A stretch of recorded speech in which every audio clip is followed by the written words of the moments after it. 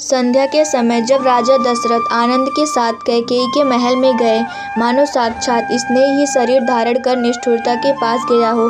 कोप भवन का नाम सुनकर राजा सहम गए। डर के मारे उनका पांव आगे को नहीं पड़ता। स्वयं देवराज इंद्र जिनकी भुजाओं के बल पर राक्षसों से निर्भय होकर बसता है और संपूर्ण राजा लोग जिनकी रुख देखते रहते हैं, वही राजा दशरथ स्त्री का क्रोध सुनकर सूख गए।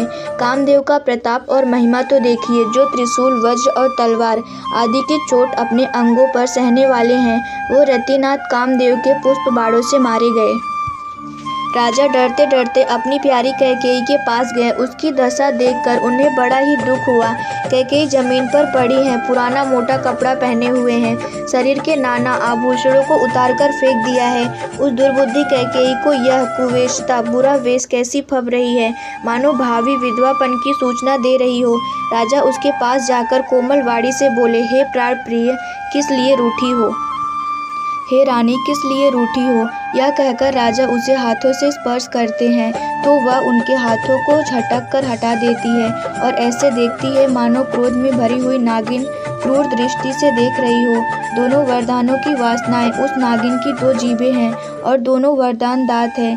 वह काटने के लिए मर्म स्थान देख रही है। तुलसीदास जी कहते हैं कि राजा दशरथ होनहार के वश में होकर इससे इस प्रकार हाथ झटकने और नागिन की भांति देखने को कामदेवी की क्रीड़ा ही समझ रहे हैं।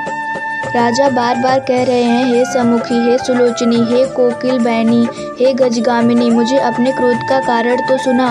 हे प्रिय, किसने तेरा अनिष्ट किया? किसके 2 सिर है? यमराज किसको लेना अपने लोगों को ले जाना चाहते हैं? कह, किस कंगाल को राजा कर दूं या किस राजा को देश से निकाल दूं?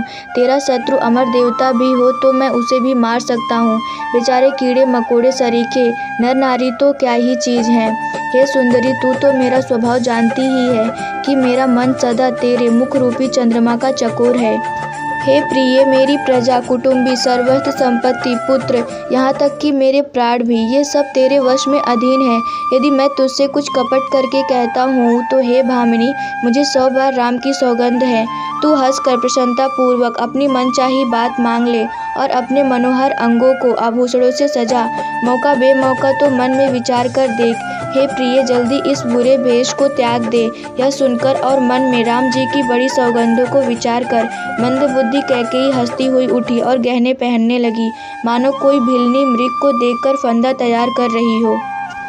अपने जी में कैकेयी को सुहृद जानकर राजा दशरथ जी प्रेम से पुलकित होकर कोमल और सुंदर वाणी से फिर बोले, हे भामिनी, तेरा मन चिता हो गया। नगर में घर घर आनंद के बधावे बज रहे हैं। मैं कल ही राम को युवराज पद दे रहा हूँ, इसलिए हे सुन यनी, तू मंगल साज सज। यह सुनते ही उसका कठोर हृदय दलक उठा, फटने लगा, मानो पका हुआ बाल तोड़ फोड़ा छू गया हो।